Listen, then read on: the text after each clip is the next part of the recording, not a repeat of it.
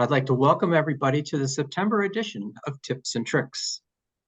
Normally we have our open forum, which basically lasts the whole meeting, and then we go into topics that I've sent out to the group.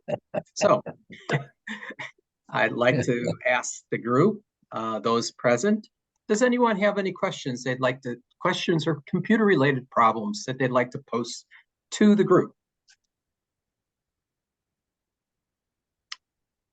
Okay, that's a great response there. You want something difficult? Yeah, go ahead, Pete. Okay, I'm having issues at a school with new software that they've installed to limit the accessibility to the kids. So I can't update my Arduino and all the stuff I was using for the group, but they have no trouble getting through that to play games. Okay. And your problem is you want to be able to play games? You got to talk to a kid. No, I don't want them to play games. Oh. But I can't fight it yet until I get software through their firewall to actually be able to update the programs that I need. This is being done remotely? No. So you go there physically and you install this on the Arduino. I can't update the Arduino to the latest version. I can't bring in programs like Tinkercad and stuff like that require accounts. Okay. Because they've also locked down the kids' accounts. I can't email a kid in the school because I don't have a school email. Okay. Even after they've emailed me first, I can't. When I go to reply, it won't go through. So what do how do they advise you to do this? I've got to have another meeting with their quasi IT. It's a small school. Yeah. It's a real small school. So I guess you got to work through the logic sequences with them and say, okay, this is the what if scenario, and you understand that they don't want you doing it. If they need your communications to be monitored by somebody there, that should be okay. Yeah. But that means that person needs to monitor it and respond and forward the email on to the child.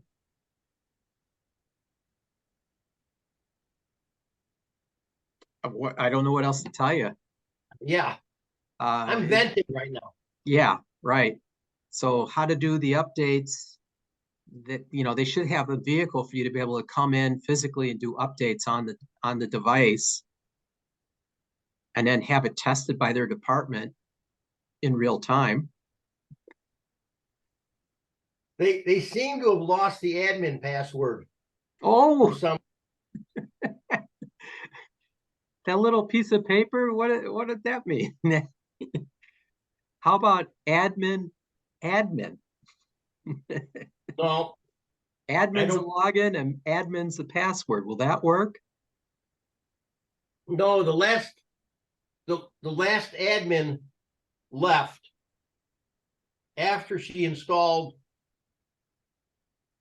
the required software to lock down the computers. Okay, so she locked down the computers and left. Now nobody can use them? No, the kids can go in there and hit grade school, middle school, high school, whatever, standard login, not for the kid, for the class. And it'll pop up with all the software. So it works okay if you're just doing normal crap. But we're doing an after-school program for technology, and that's not normal crap. Okay. Especially when you want to do things like have them design things to go on a 3D printer or blink lights and fly airplanes. Right. And last year we could do it. We found a couple that we could actually do the updates on. But now half of them are Windows 11 and half of them are 10. And the only way to tell is where the taskbar has its icons. So I'm just venting, so let's go on with the regular meeting. Okay, all right. That was good subject on politics at the school level out in Maui. Well, let's see, we've got a guy, Jeff, coming in. All right, so anyone else have any questions or problems with their computers these days? I'm having a problem right now. Okay, tell me what your problem is. Well, on my second computer right now, I can't bring it down. I can't log it off, shut it off. You can't shut it off? It won't shut down. It won't shut down. Oh, that's an interesting dilemma. Did you try just? Save your files. Save your files, go to the wall and unplug it. Well, that I can do. Okay, and then when it reboots, can you log it out then?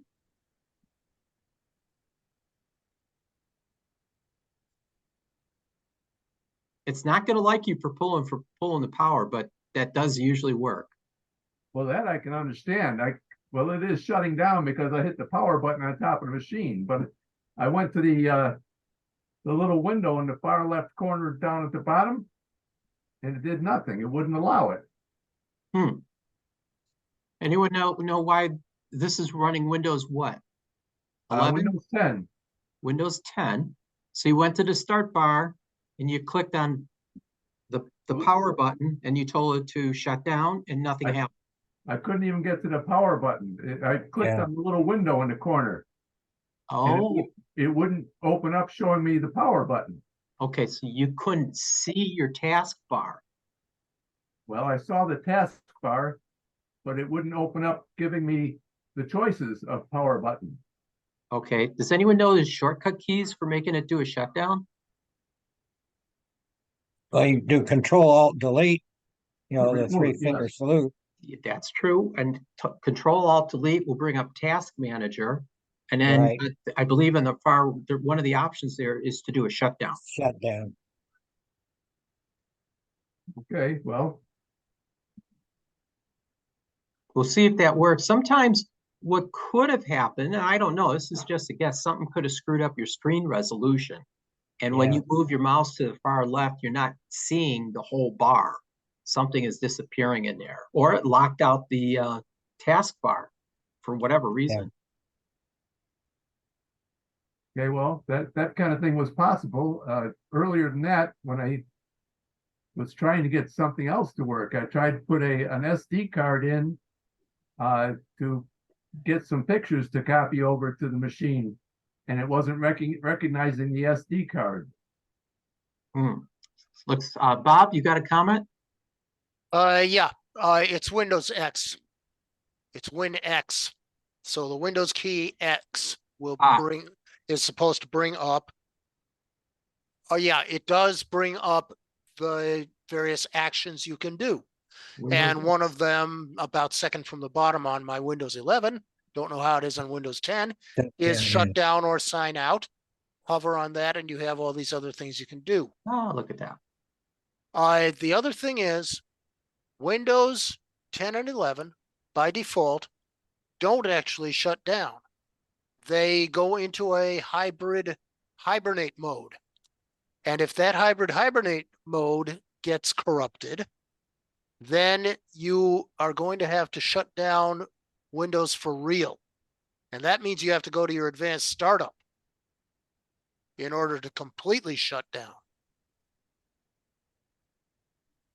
Advanced startup. I don't understand. There are advanced startup options. And I think one of them is to actually shut down instead of doing the Windows hybrid hibernate. Okay, advanced startup is available through Control Panel, right? Or Task Manager. There's other ways of getting into it as well, but Task Manager is a good way to get in. Task Manager. Okay, so also in Task Manager, you can see whether there's something hanging whether there's a process running and using a lot of CPU. That Okay. would be a sign of what is called a race condition, and that would prevent you from logging out. And bear with the, let's share. So see if Screen. there's very high CPU usage. Okay, I brought up, do you guys see Task Manager here? There you go. Almost. Almost, sorry, I've got other things running there. Yeah. All right, let me move that. And then we go to startup. These are what's in startup. What am I looking for, Bob? There should be something in there that would allow you to get into. No, advanced startup is not the startup apps. Okay, Advanced startup is something else that you invoke, and there is a keyboard combination for that. Let me see if it's in the WinX menu. okay. No. The other thing you're supposed to do when you shut down, I don't know if Tom, you ever do this, you're supposed to sign out, then shut down. Is that how you shut down from a Windows session? No, what I do is go to that, the Windows button in the lower left corner. Yep. And it opens up, giving me a choice of shutdown or restart. So I just do the shutdown in most cases. Oh, that's a bad thing to do. You need to log out before you shut down. Why? Because if you don't log out, there are things in the account that don't update themselves. And they are very low level settings that do not update, and applications don't shut down. Chrome or Edge will not shut down until you log out. And if you try to shut down the computer with those running, you may end up in an unstable condition. And when you try to get back into the account, that may not work anymore. So that means every time you go to start, you have to re-log in. You're supposed to sign out before you sign out from whatever your account you're in, before you shut down the computer, or even go into this hibernate, which is what normally happens. Was this in a memo that we were supposed to get when we got our computers? Yeah, This has been true since Vista. Okay. been true Something since I've never Vista. done. Anyone, wait, take a poll here. Maybe Who even here- since XP. not to belittle this Yeah. subject here. Just a quick poll. Who here logs out but prior to doing a shutdown? Anybody besides Bob? We know Bob does it. Tim, we just lost, but I'll bet he does. Harry, are you saying yes? Yeah, I do because I have a separate account on there for my wife. So whoever's using it signs out when they get out before they shut it down. Okay, Or put so it we to got, sleep, we got whichever. two here, but Harry does it because he has two accounts on one machine.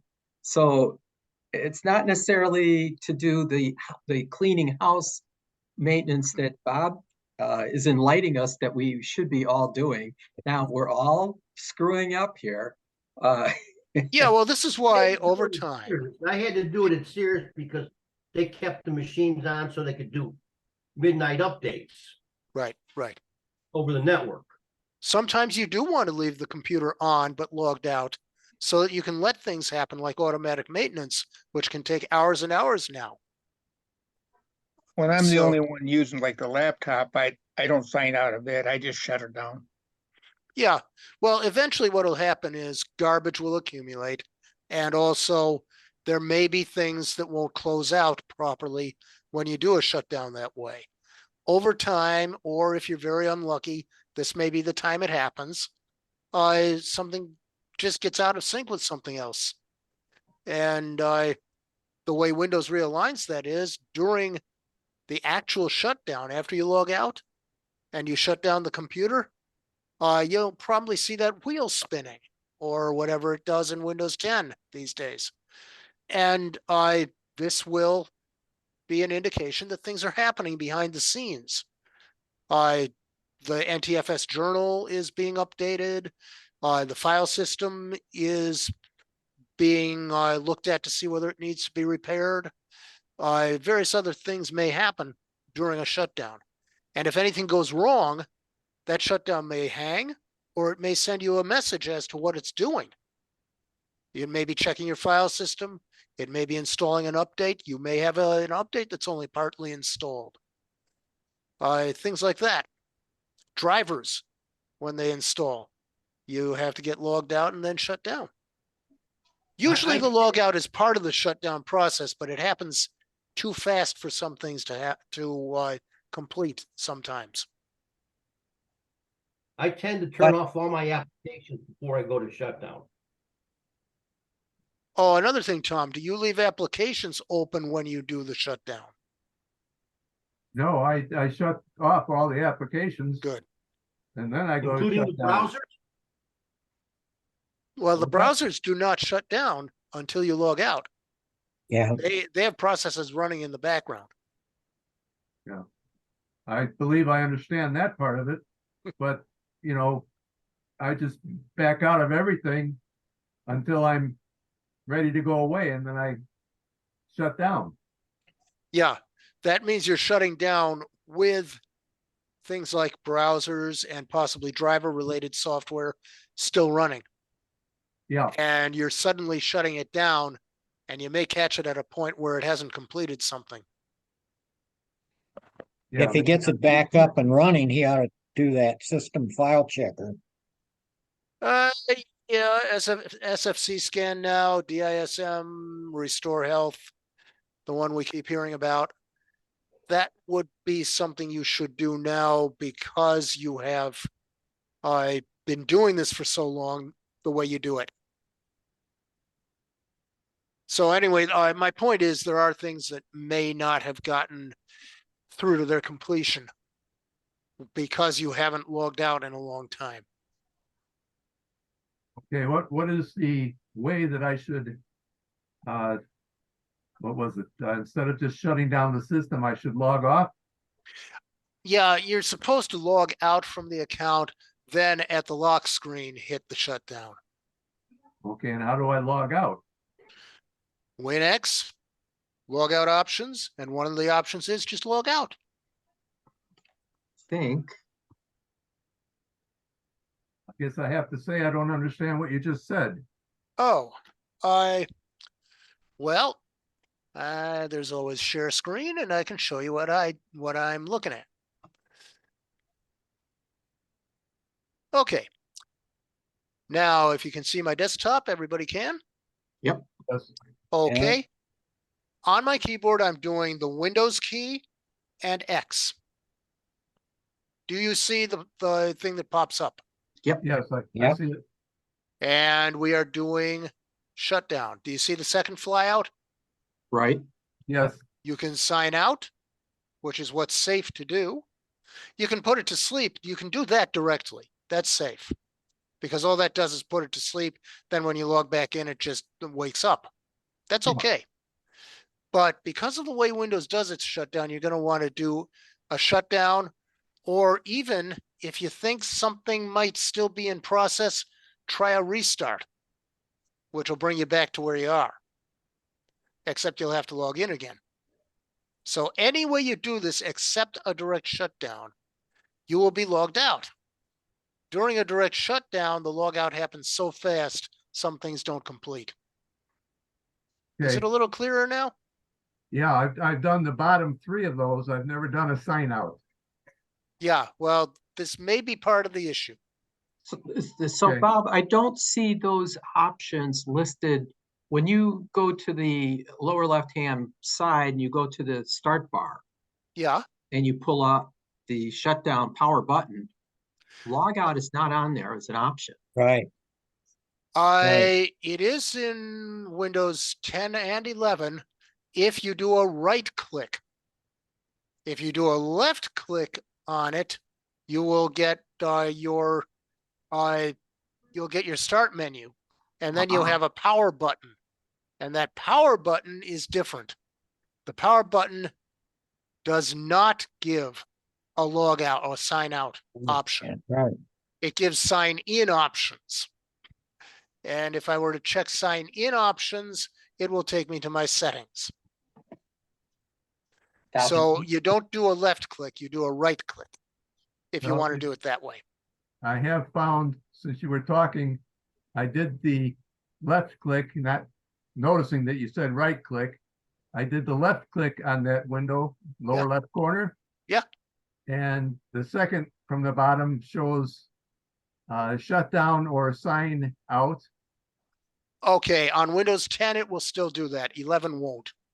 Okay, and it does show that it has an arrow, so it or a greater than sign, and that will open up to the 4 choices showing the sign out, sleep, shut down, or restart. So that shows you were showing us. Yeah. And like I say, at least once a week, you should probably sign out and then get back in. You may not have to do it every time, but you're running a risk every time of accumulating stuff that hasn't done its housekeeping. The When other you- thing, When you I'll- click on that at the bottom at the left, that brings up the menu. It brings your name or the user is at the top. And if you click on that, then the sign out choice comes up and you can sign out there. Then you can go back down to the power and finish shutting down. yeah, on Windows 11, it's on the bottom at the left, but that is true. You can lock or sign out or change account settings. Mhm. So that's another thing you can do. Thank you, Harry. And I do have a question here. Is that something that's Windows specific, or does that fall on other operating systems? I run Linux and I know ext3 and 4 is journaling, and I'm wondering, gee, do I need to sign out? I never have. If you want the journal to update, even in Linux, you don't want to just directly shut down. Linux doesn't encourage that anyway, but Linux is usually not multi-user. You're usually logging in as a limited user, just like a standard user account in Windows, and you will shut down from a standard user account. Standard user accounts are less sensitive to this sort of thing than administrator or root accounts. And you never log in as root in Linux because that's not the way it's done. But in Windows, you can, and you're usually encouraged to start logging in as an administrator account, but I'll bet Tom's smart enough he uses a limited user account. Thank you. I've always wondered why Windows tends to encourage administrator accounts. They just log in with one account and you have everything available. I mean, it just seems, I don't know, silly. Well, the telemetry works better as administrator, and there are certain other things that Microsoft can keep track of, and others. Software that runs as administrator doesn't require user interaction to do a lot of things, including tracking you. Whereas if you're a standard user, man, anything that gets in as standard user is very limited in what it can do. It can still do damage, it can still elevate privileges, but it's more difficult. And Microsoft, they take the easy way. Most companies would do the same. But if you have an Android phone or an iPhone, you're not running as administrator. I never considered that. Thank So, that's basically taken from Linux. Although Apple is a lot more indirect about how they came from Unix. But for Windows, which is what we're discussing, there is the ability to log out, and it should be exercised, I'd say at least once a week. Preferably more frequently if you can stand to do that.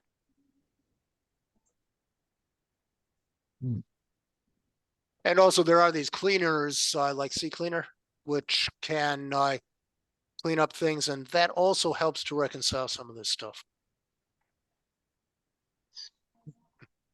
Okay, next question, new direction.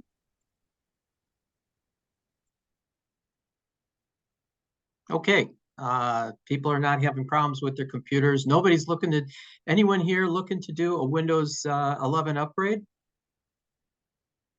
Who here's running Windows 10? Besides me.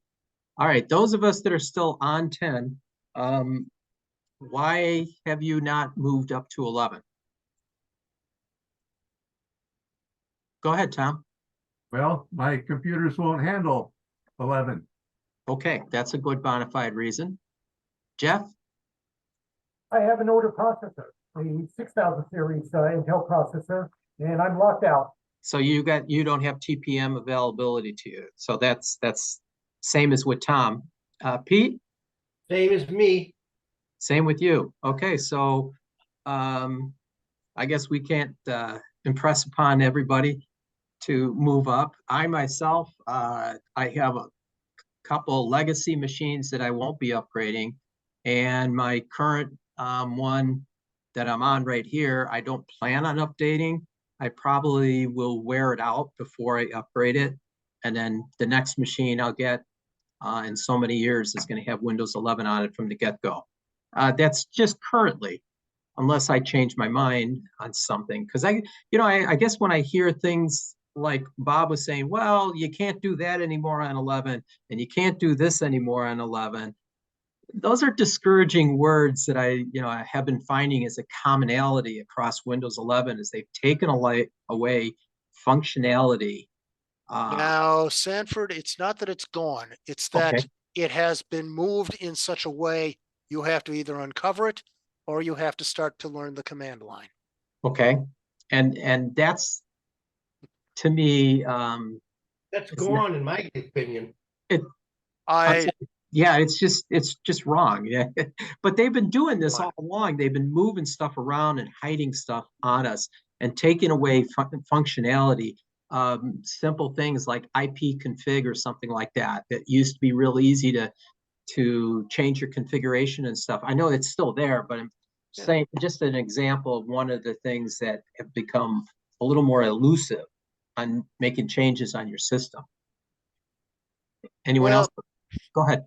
If you are able to do some of these things, they tend to be more advanced features and more advanced settings. And people who try to use them and don't know what they're doing make more support calls. And even though Microsoft themselves won't be handling all of these support calls, businesses certainly will be contacting Microsoft with their support calls. And this is what they're trying to cut back on. They're trying to Because, cut back on support calls. yep, everybody's trying to do that. But if they take away functionality, they're going to increase support calls. No, because it's the power users who want these particular functions. They only hide or take away things that not a whole lot of people use. But those who do use these things really feel they need it. And as long as the ability to use these functions is there, you can get third-party software that will give you a nice graphical interface that'll get back to being able to do these functions. Okay. You can even change the whole interface if you want to with third-party software. And I guess the feeling is also people who are sophisticated enough to do that will probably do it. And there we have it. But no, I'm not trying to defend the practice.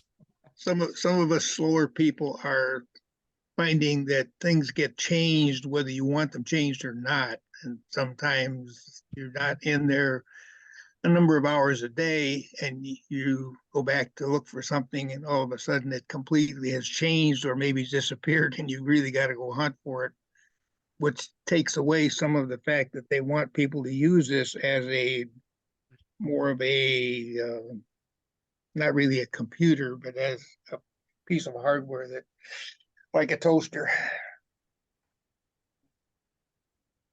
Yeah, some of the change, I swear, is just change for the sake of change.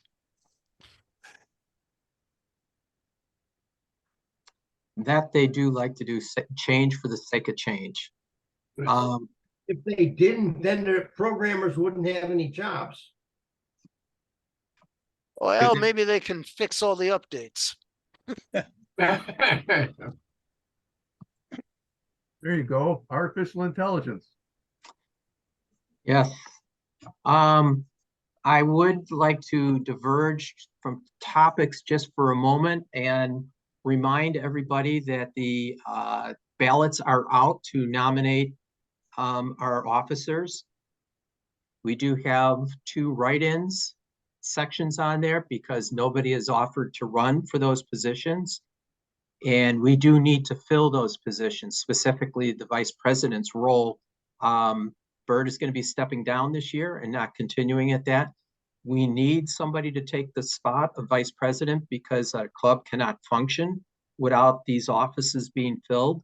And it means we can't have a quorum. We can't do any functions as a group without getting officers put in place. So I would remind everybody, if you have not already done so, please fill out your ballot that was emailed to you. If you did not receive a ballot and you are a member, please reach out to Beata, and she'll be happy to make sure that you get another copy of it.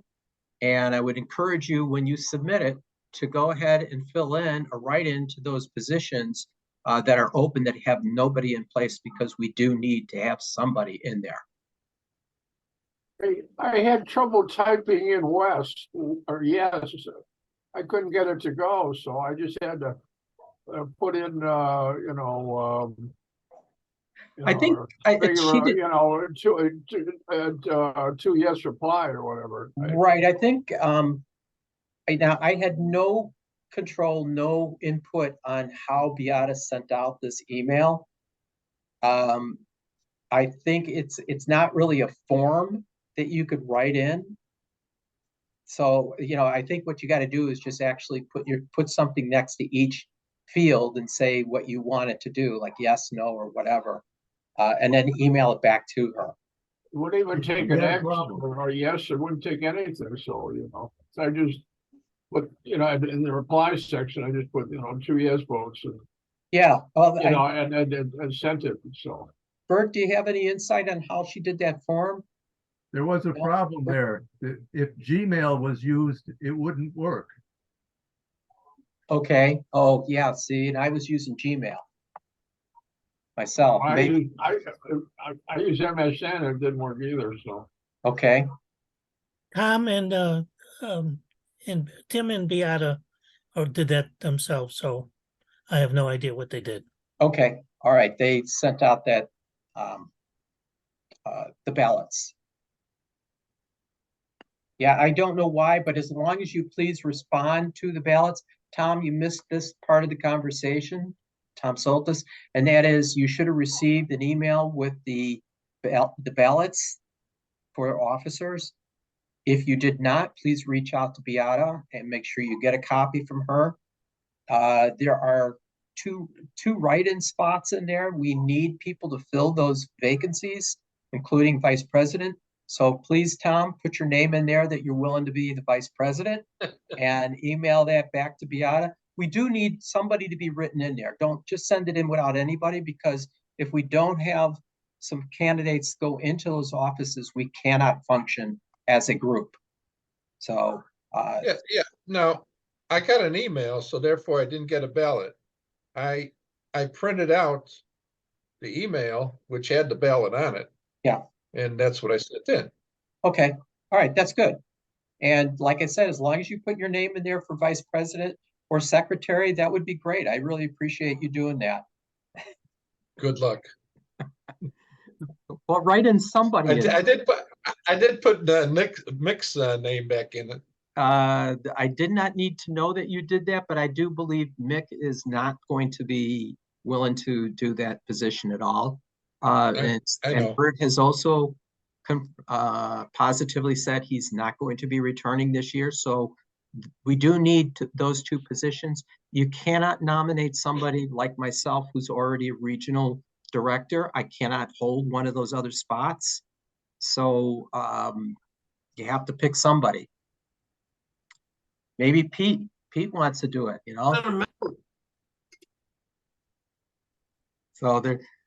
So please make sure you fill out those ballots and send them in. All right, move on to other business. It doesn't look like Pete's hair is singed. hey, Pete, are you near where that town that got burned down there in Hawaii? Are you near that at all? Tom? No, Pete, aren't you live in Hawaii? Yeah.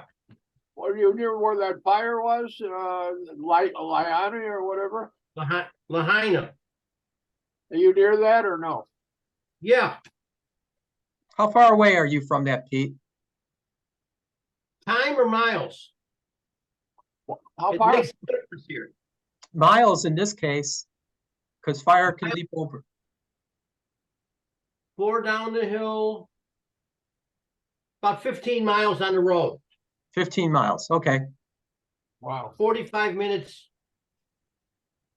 travel time and weather. So he was 15 miles away from getting his hair singed. I was surprised they said dry grass was the fuel for the fire. I mean, that surprised me. It's usually trees or something, huh? No, that the Lahaina side and the Kihei side are the west facing sides, and they're the desert sides of the island. Oh, really? So if you have trees, it's going to be the quavi type trees, the high oil that grow a lot of seeds that burn like nobody's business. But Lahaina had a brush fire in 17 that took down the grass away from it, but it didn't get to the town. This fire was way closer to the town. So it managed to jump the little road over into the town. And because of the age of the buildings and the construction of the buildings, it was just a tinderbox. And it was not no green lasers, right? What? I heard green lasers were used. I can't verify or deny. Listen, I just heard this today from somebody who heard this from somebody else who lives in Maui, that there was some green lasers pointed in that direction. Well, they're blaming the electrical department for mismanaging during the fire or something out there. Yeah, that's,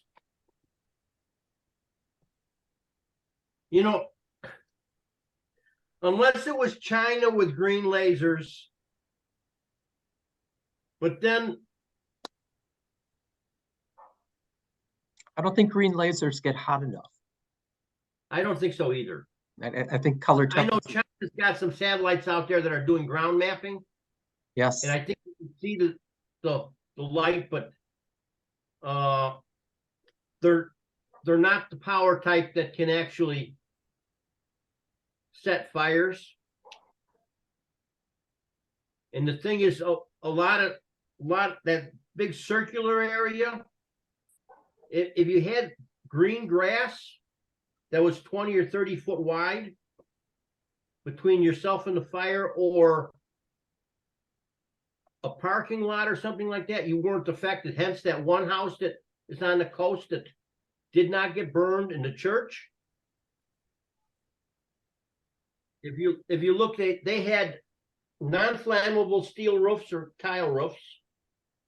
They had no brush up against the building. They had nothing stored outside. And they managed to survive, even though everything around them was down. And I'm going to go off on, I am losing there's my mouse. Okay. My mouse is, And we probably need to move back on the subject. Yes. Instead of Hawaii or Maui subjects in the fire. So we have a see, couple there of goes, that was a 3 degrees of separation. right? Jumped one, and now we find out somebody else in the club had property here Okay. that I wasn't even aware of. All right. So we back to our subjects. We've concluded our open forum section unless somebody else has something they'd like to ask to the group. If not, I threw I have a out. question. Yes. Yeah, that is, does anybody have an idea or information about when Microsoft might come out with Windows 12? I thought it was next year. Tim, I do thought you I know saw anything something about last- 12? Tim. I wonder if he's still with us. Tim's been having a lot of internet connectivity Yeah. issues. He's been popping in and out, and I don't think he can hear us. So Tim is an insider. He may know the status of Windows 12. Ricky's punching his finger to the screen, so we can't tell. Well, Tim did tell me something about next year also, but I was waiting for a little more information. The reason I'm asking is I'm thinking about updating my machine, but I wanted to have a little more background before I do it. If 10 will work for another, what was it, 20 months or so, then I'll stay with 10 until 12 comes out, and then I'll upgrade to work with 12. Well, that depends on whether they up the hardware requirements again. And various other things could happen. Oh, Well, boy. that's the whole idea, to get the machines that will work at the 12 level. Yeah, if you want to buy, if you're going to be buying new, Yeah, yeah, that would probably be a wise strategy. Those of us who have 11, usually, a computer can at least go through 1 or 2 version upgrades. So we'll be okay through 12, or they probably won't number it 13, but whatever 13 turns out to be. I'll give it a name. Because they wouldn't do 9, so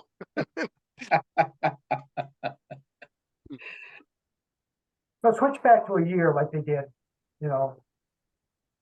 yeah. 2000. They do that with the feature updates. They may do that. Who knows which way they're going to go with this? Don't know. Mm-hmm. Anybody want to hear what happened with my USB ports that were Yes, not connecting correctly? please do. This isn't just a computer issue. This actually happened with Chromebook and with an Android phone. Anything that uses USB-C for either charging or for data. It turned up when I was trying to do data backups for my, it's no longer a Chromebook, it now runs Ubuntu Linux. Okay, well, the problem was the USB port kept disconnecting in a way that first the battery was charging, then it wasn't charging, then it was charging, then not charging. And when you go on and off like that, that's really bad for a battery and for a power supply.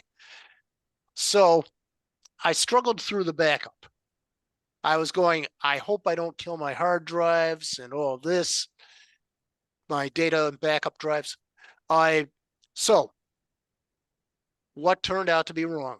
I knew that the phone had been with me out in the field doing volunteer work. And in the Boston area, we have some clay that is like potter's clay. And if it gets into anything, it just hardens up and forget about it.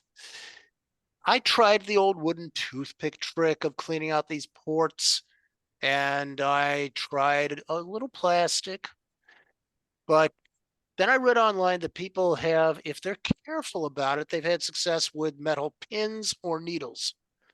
Now, at this point, I would say be very, very careful. You can completely destroy a port. You can completely destroy a connector by sticking metal into it. Do not do it to anything that could have any live electric. But I was able to gently scrape around. What the metal of the pin also can do is there are little pins inside of USB-C connectors. Bob, you first turned off your phone first, right? The phone was powered down? always powered down when I did this. Okay, all right.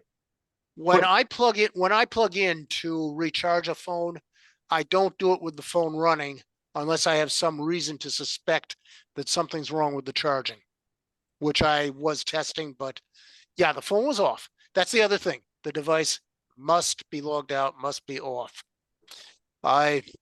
So powered down, because battery powered devices, again, that's the problem that you've got live electricity possibly in there. So, like I say, it's not the safest thing to do to put any metal in there. But the other thing metal can do that plastic and wood won't do, the little pins inside of USB-C. I think they're mostly on the connector side, aren't they? Anyway, they can become slightly misaligned. If they're severely bent or crushed, you're not going to be able to fix them. But if they're slightly misaligned, just the gentle rubbing of some metal across them might help to realign them. I think in my case, that was one of the two effects I got. But it's mostly you can get if you can get the dirt and lint out, which I was seeing coming out on the table, it means you can plug it in more securely. It'll go deeper. And the problem when USB-C doesn't connect properly is usually it's not getting in deep enough. There is, at least on phones for charging, there's a lock and you can almost feel it snap when it gets deep enough in. For a Chromebook, yes and no. You don't really feel quite as much of a snap. For Apple products, which are now using USB-C, but they used to use Thunderbolt, it was kind of similar. You would feel the snap, or if it was magnetic connect, you would feel it latch. It would lock on. Thunderbolt used to have some problems with dirt and lint getting into the ports, but it's nowhere near as bad as it is with USB-C. Lots of online reports about that. Anybody else have interesting issues with their USB-C ports and connectors?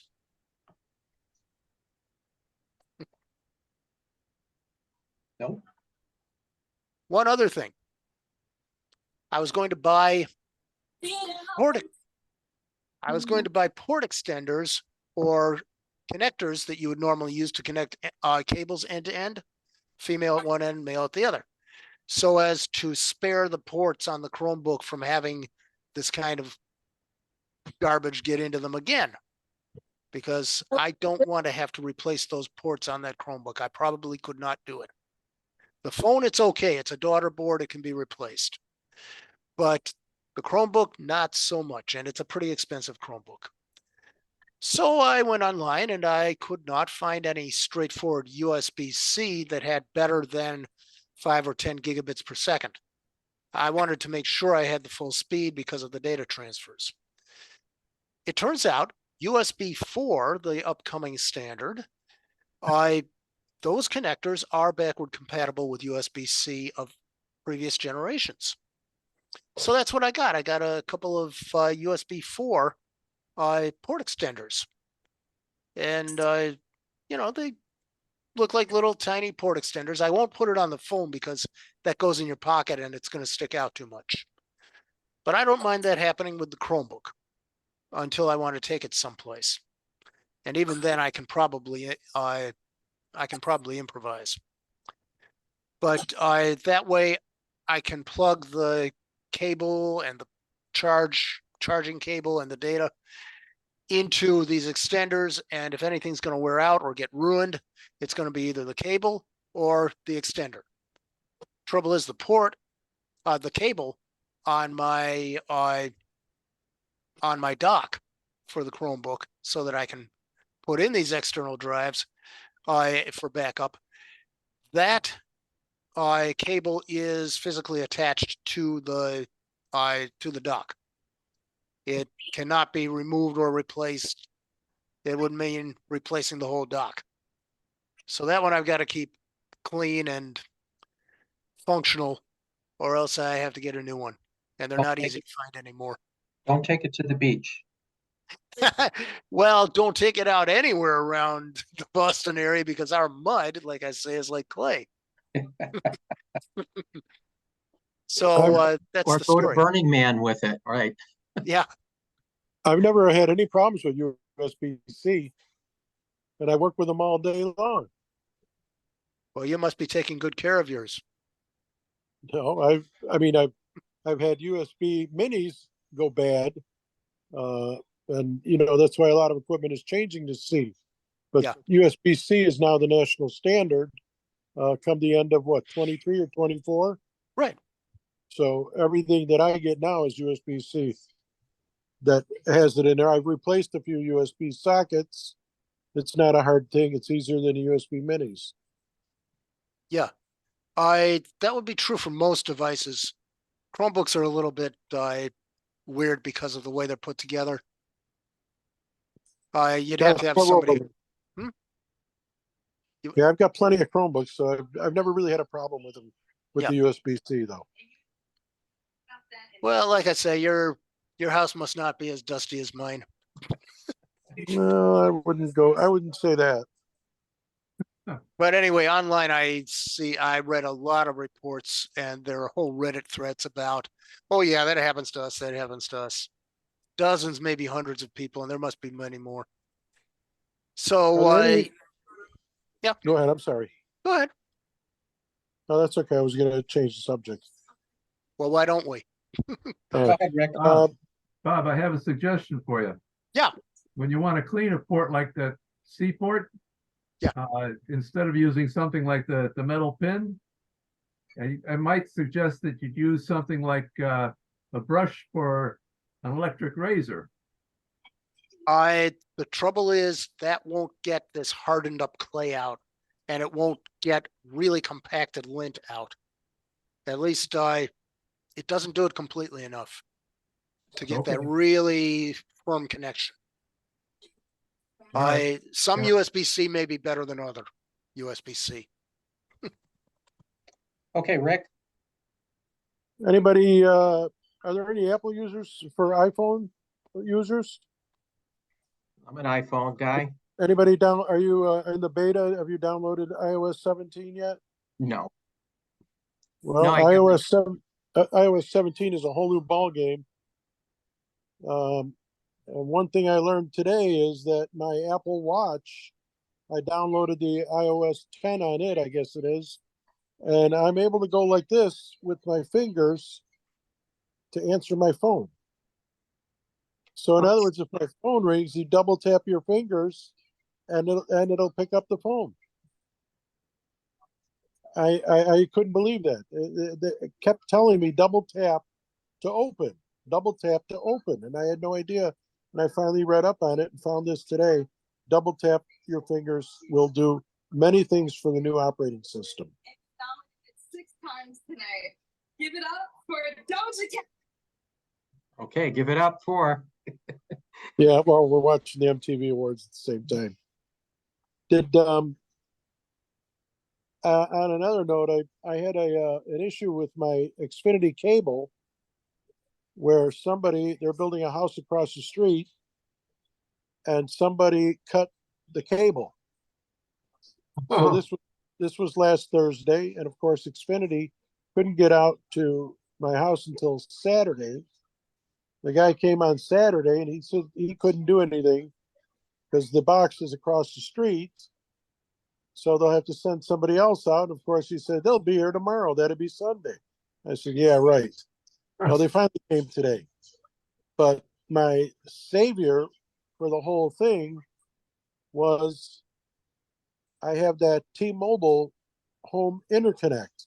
What is it, the 5G system that they have? Yeah.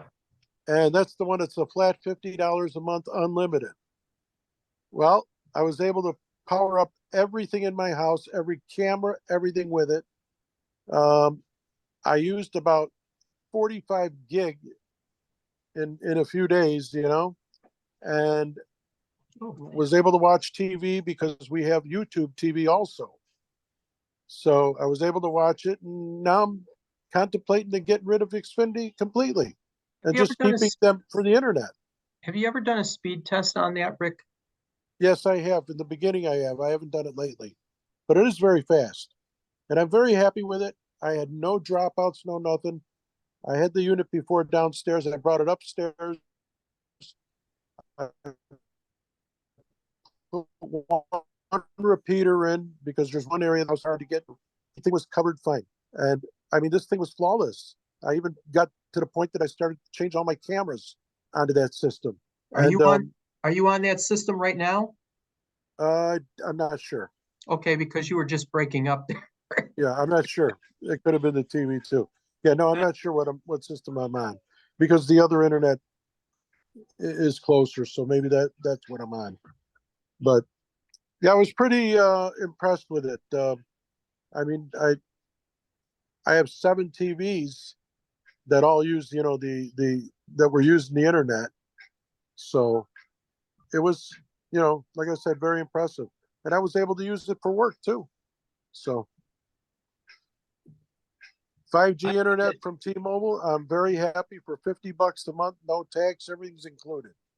When you get a chance, do a speed test and let us know what the numbers come out with. Yeah, I will. I've done it before. I could do it, and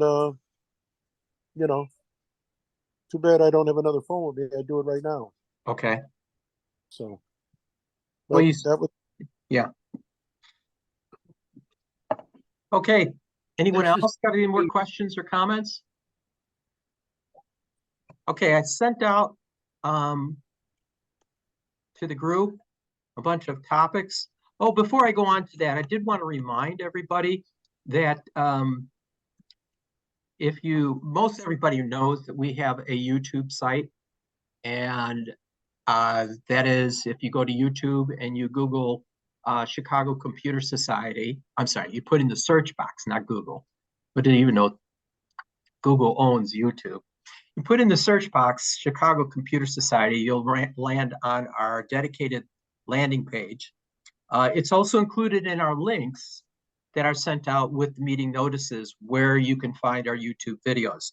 And the reason I brought it up is I'd like to let everybody know how successful our YouTube site is.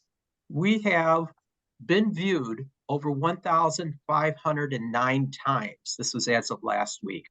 We have 122 videos up on that site, with most of them being an hour to 2 hours long, most of them being 2 hours long. There is a ton of content out there that I would encourage everybody to go and review. Any topics you might want, we've probably have covered them. If you had some past issues with something, it's a good place to go for resources and just give it a good listen to. There's a lot of great programming on there. So I just thought I'd remind everybody that our YouTube channel does exist, and please use it, embrace it, because if we're doing this work, I want everybody to enjoy it. Okay. They should also subscribe. Yes, please subscribe to it so you get notified when the videos such as this meeting will be posted on our YouTube channel. We do post it with at least a 4-day delay on posting to the world. That's to encourage everybody like yourselves to come to a live meeting and not just come and watch the videos. But if you miss something, go back and watch a video, and you might be able to pick up that part that you missed, or you missed taking a note on something. It'll be there. So I do encourage that. I find it helpful for the Linux stuff. I bet it does, because you guys go through some really technical stuff there, and it's probably very handy to be able to go through and see those keystrokes and mouse movements, right? Yeah. Okay. As well as the comments, because you go to reinstall again and then you forget, especially at my age. No, at all our ages. If you find a video that is to your liking, don't forget to give it a thumbs up. You can give it a positive comments. Any comments are welcome in there. Always looking for somebody to review a video and state the time slices when something was talked about on there. Feel free to just submit it in the comments section so everyone can know, okay, well, at 5 minutes and 20 seconds, we talked about blah, blah, blah, or whatever it might be, or whatever highlights you feel like bringing up. So the other thing, if you're going back to something all the time, you can actually save it in your saved list. There you go. See, I'm glad Pete does this. Pete utilizes our videos because he's found value in it. And I encourage everybody else to do this and find value in our programming that we've had. Sometimes I don't watch them all the way to the end, but hey, even if you only watch 5 minutes of them, doesn't matter. You get what you need out of it, and that's the important part. You don't have to watch a whole thing. We do have a lot of blah, blah, blah that we do in our meetings, talking about not necessarily important computer related things like the fires over in Maui, that you could skip over that because we've discussed that here. But there's more than likely something in there of value to everybody. So please go and visit our channel.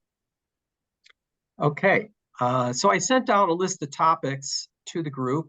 If need be, I can post this all again in our chat box, chat section, so everyone can see what these are. Let's see how I do that. And you got to bear with me a second so I pull up chat, and then I'll go and find the thing to post in here.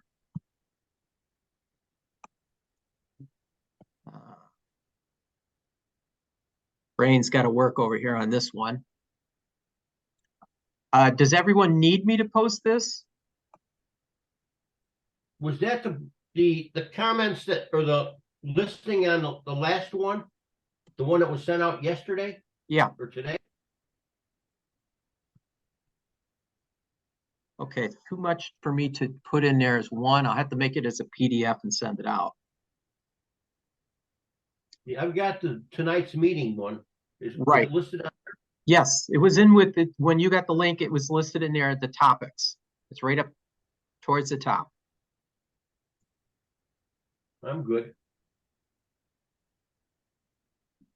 It's over on my Windows box.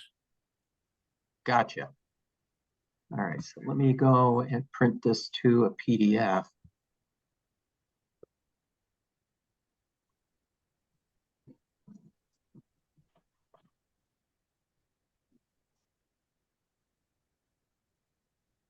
What do you need?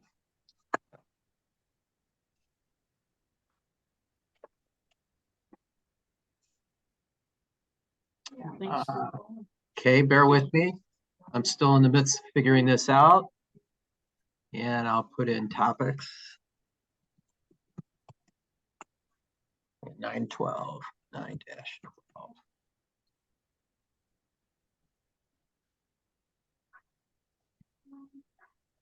Sorry if it's taken me a bit to do this.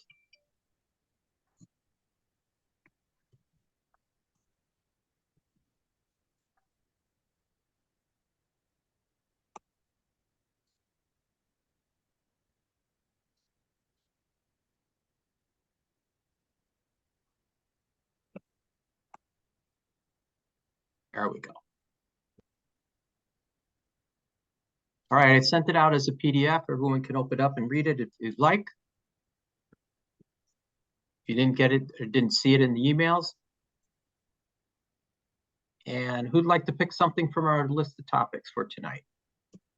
Well, yeah, Sam, we want to talk about personalizing your desktop because I got so much scanned documents on my desktop, it's a mess. So I guess I gotta just delete them, you know. I scan stuff, put it on the desktop, and then I email it or whatever, you know. Okay. You know. Is that one of the topics in here? Yeah, down at the bottom. Oh, down at the bottom. Your desktop, yeah.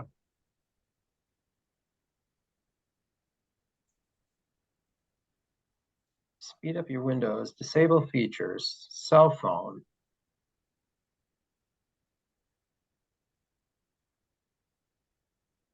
Windows 10 personalize your desktop. Okay. That particular one, I'll go through and pull that one up, but I will tell you, I'll give you my solution for your problem. And it's one that I've shown before. It's one that I personally use. And I will get that up here. Wait, hold on. Bear with me.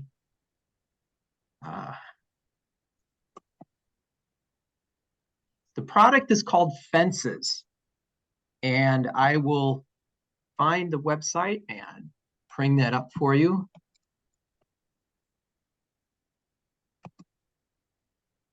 Stardock Fences.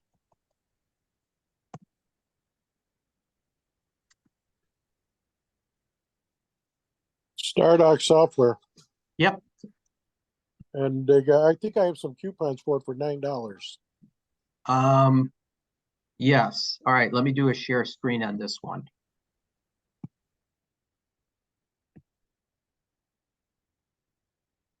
Okay, you could try this for free, but I highly recommend, in your case, Terry, this is a no-brainer.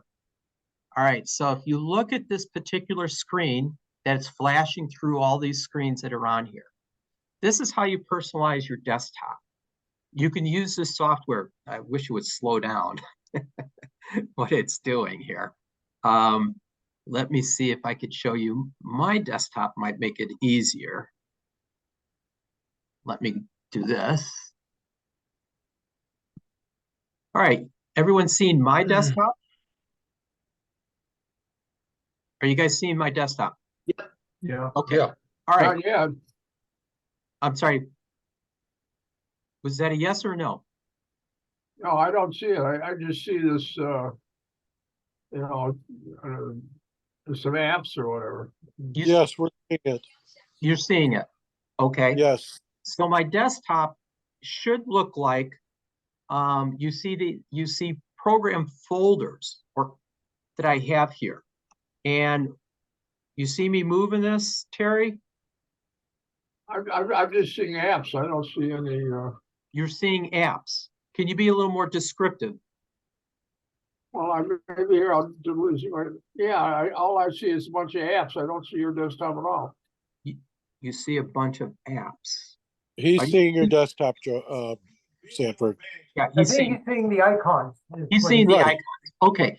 All right, Terry. Yeah. What this is this is a way to organize your desktop by using a product from a company called StarDock called Fences. And what it does is it allows you to make folders on your desktop and put everything together in a nice organized fashion. So you can make a master folder like I have on the upper right-hand side. I call this one folders. And in there, I put all my folders that I want to put stuff into. So I could open a folder and it'll have pictures in it, you know, in that particular one. But it could be multiple documents could be in there. So in your case, you could put a folder on your desktop that's called scanned documents. And you would put all those scanned documents in that folder and then put that folder on your desktop in a nice organized fashion. This organizes everything for you. And if you do have to do the labor of moving stuff around and putting it in some kind of logical fashion, but it doesn't just, it will do it itself. it will do it itself, yes. Right. But if you want to manipulate it and make it the way you have it, like you have the 3 different groups, folders, programs, files, and download and Right. document. And it will automatically come up with its own names for, like, you know, production, programs, you know, stuff like that. Right. But you can configure and change it. So I brought up, here's the configuration menu for Fences. I'm using StarDock Fences 3, version 3. And you can create a fence. You can set up the colors you want them to be, how transparent they are, if they are or not. You can have them so it hides your icons. Let's say you don't want somebody to see what's going on. You have a customer come in and he sees your desktop. You don't want him to see it. You just double click on that desktop. Everything disappears on it. It's gone, but it's not gone. It's just hidden. It's behind a fence. It will also take snapshots of your screen so that if in the event you screw something up and you want to bring it back to your desktop, you just tell it to do that. Restore the desktop. It'll restore that screen for you. It'll do automatic sorting and organizing.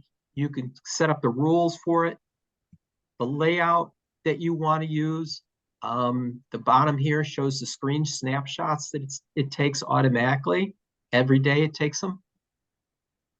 And the best thing is this product is very inexpensive, Terry. This costs you less than $20 for it. Yeah, I got too many scanned documents on my desktop. I understand that, and it can easily get out of hand. you know, Well, yeah, because, you know, some of the stuff I really didn't need, you know, I want to save too, well, unfortunately. it's not that you're getting rid of it. What you're doing is you're coming up with a way to organize it. Because when you go and scan it, it just goes someplace on your desktop. Now you got to find it. Yeah. Okay. And if you call them all scanned documents, it's hard to find. At least here, you could set up folders within folders and have, you could set up, in your case, you could set up a folder based off the client name, John Doe Incorporated. So you make a folder called John Doe, and in there, you would put all the scanned documents for John Doe. But it's all on your desktop in a nice, clean, organized fashion. Well, that's great that I don't have to, you know, print them out on paper or whatever, you know. Right. They're there, and, you know, when I want them, I can go get them, you know, instead of having to print them out in paper and keep them or whatever. Correct. So, Great. I'll try that, definitely. Thank you. this is definitely, it does take just a little bit of effort to make it work once you load it in. And a little bit of effort is putting some thought on how you want it to go. How many categories do you need here? Right now, Is this I have 3 fences on here. You could put 4 on there. You could put 5, 6, whatever you're going to need. Does anyone Is else this use a this one- product? Yeah, is this a one-time subscription or? That is or what? correct. One time you're done. Okay, Okay. One time you buy it, they come out with different versions, like they got version 4 that's already out. Okay, but you don't need to go to version 4. You can stick on this version 3 for the next 10 years. It'll be just fine. I used to use this on my old Windows 7 machines. When it was free. I love the product, So did especially I. because it was free. Rick likes it too. I think it's Yeah. probably the best desktop organizer that I've ever used. So I would say, What's I'm gonna really try it. nice about it is if you Thank don't you. like Yeah, it, Thank you. well, I'm sorry, there was two people talking. Ricky? I'm sorry, what's really nice about it is after the free trial, if you don't like it, you could still keep it there. It'll still work. The only thing you can't do is add things into like a folder or a fence. But it'll still work. It'll still stay there. You can't, move things around, but it's there.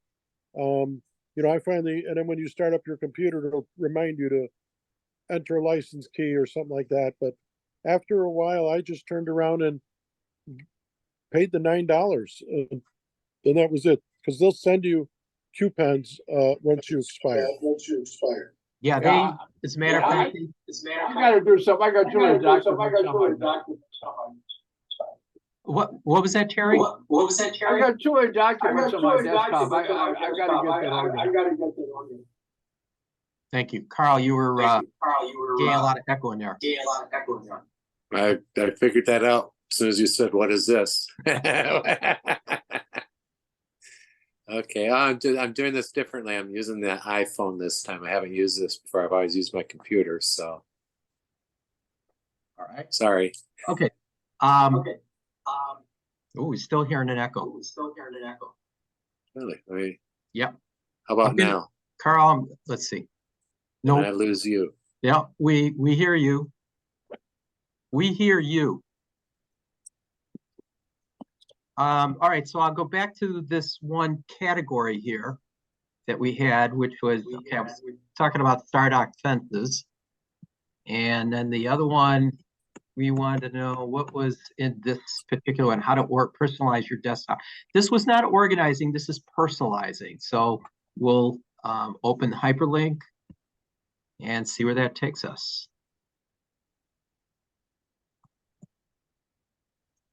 And I'll do a share.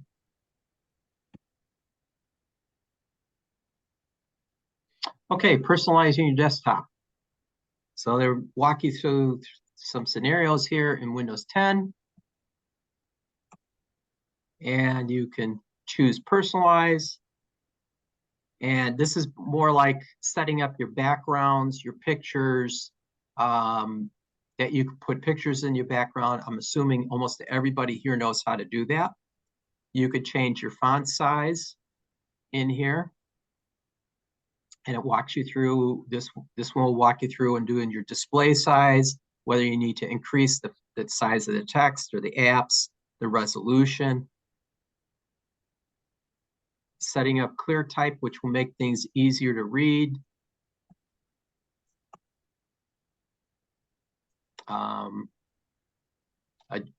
Let's see, adjust clear type. Clear type is a dialog that will appear in your instructions. They don't tell you what it does, do they? Make sure text so you can see the screen sharper, clearer, and easier to read. Yeah, clear type is a good thing to have turned on for everybody who sees visual documents here. This was all that was in this tutorial or this particular page. I think it was kind of weak, but it does show you some of the personalization you can do, which is really basic. There's another video on here that I had, and I didn't know if we wanted to spend the time watching this one. And if I do, I'm going to pause our recording because it takes you to another YouTube site, a YouTube recording. It's actually Windows Central that does that.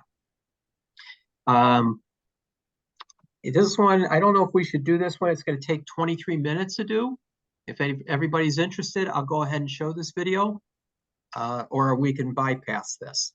So I'd kind of like to get a view of hands, either thumbs up or thumbs down to watch this video. They walk through, the guy does some really excellent stuff that he talks about in there. Just tell me yes or no. I got 1, 2, I got 1 down, 1, 2, 3, 4.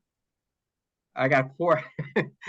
Bob, I didn't see what Bob says no, and Jeff says no, but I saw other people say yes. So we'll go through and watch part of this. Let me see if I can pause this recording while I'm doing this. Resume our recording for our session. We had some other subjects. I'm sorry, Rick. It was very interesting. It was very interesting. There was a lot of I enjoyed it. There was tweaks in there that I've never knew that you could do, and it's kind of neat to see it.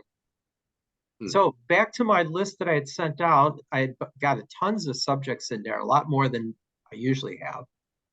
Anyone find anything that they want to go over, like at that was listed on there?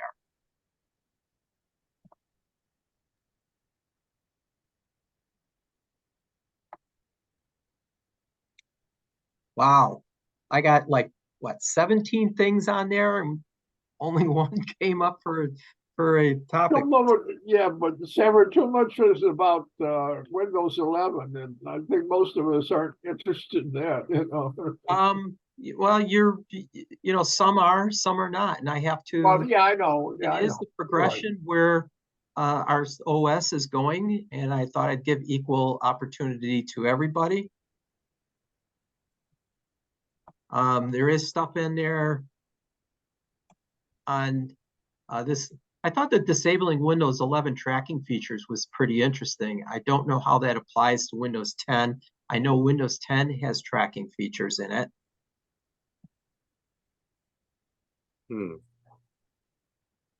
What about VPN? You had that in there. VPN, where was that one? Please help me. If I was reading the right things, maybe not. Well, there was in that video, the guy was trying to sell a VPN. Did I have a VPN in here?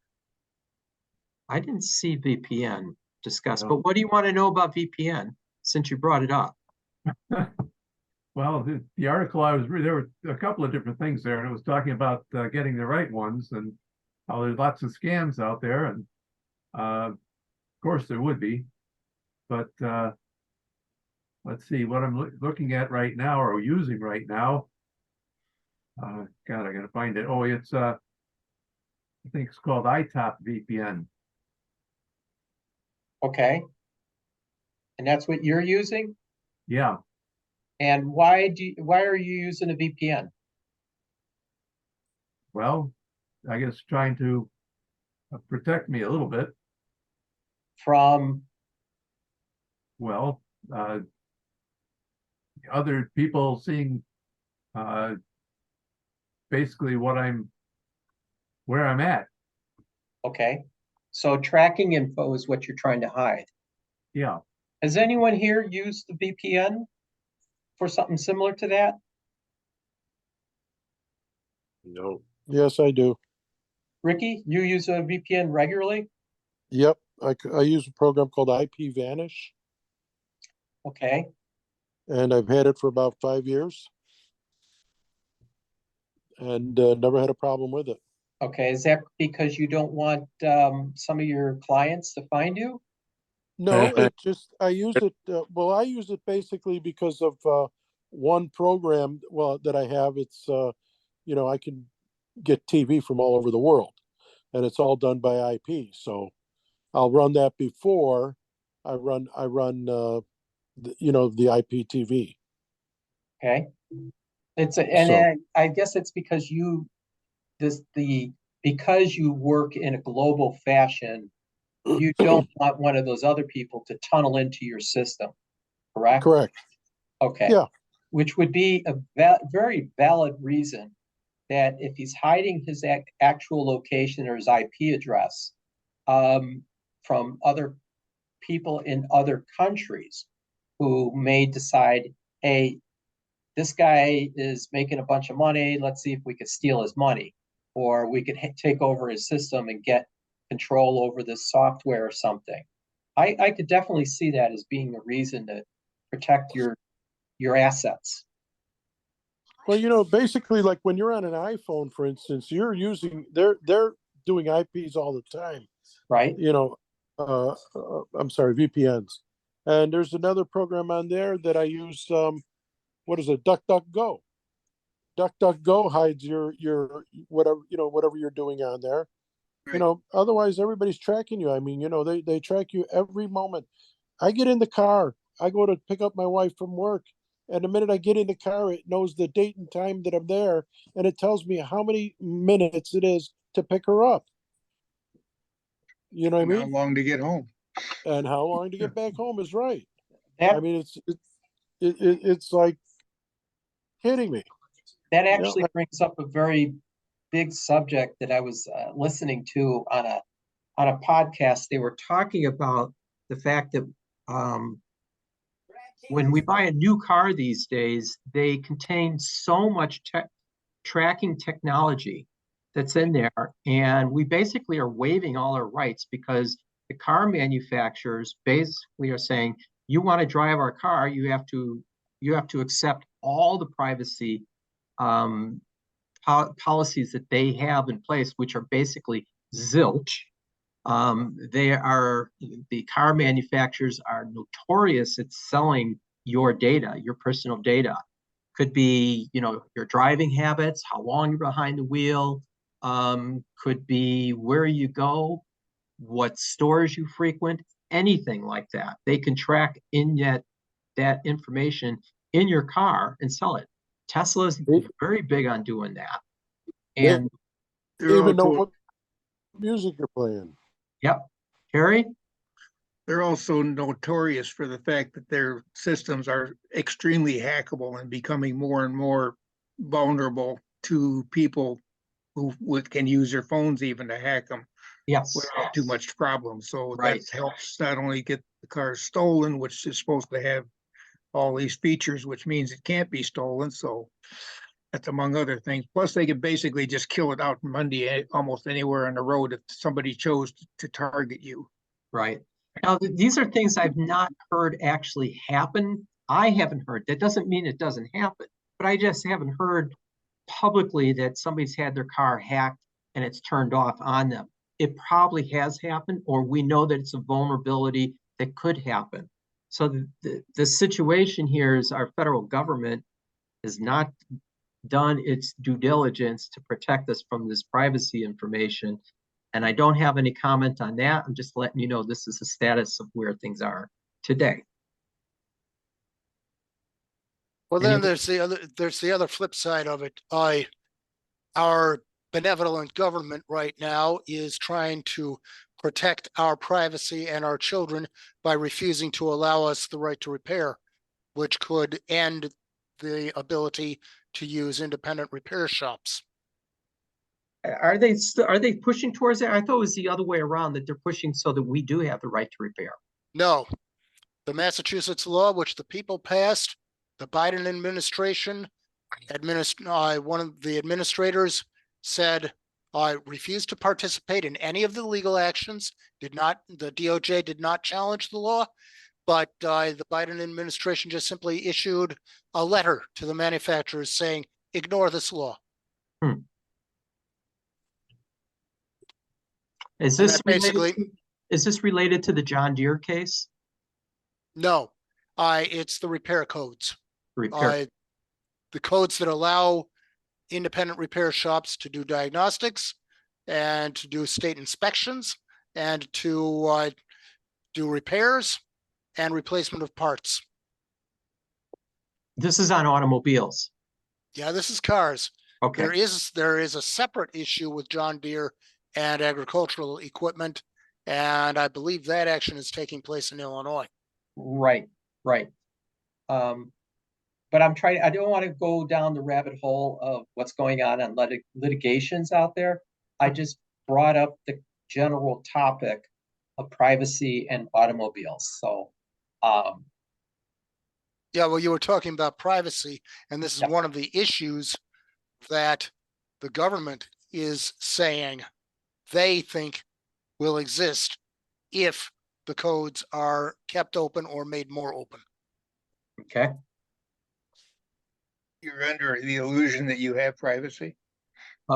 No, not under the illusion. I just do whatever I can to still maintain some form of privacy. Okay. Some form. Pull the shades on the windows, right? You know, yeah, even that doesn't help me.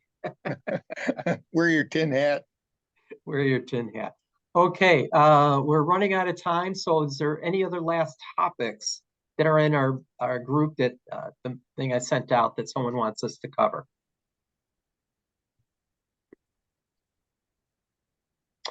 No? With that, I will stop recording and say I'm concluding tonight's meeting.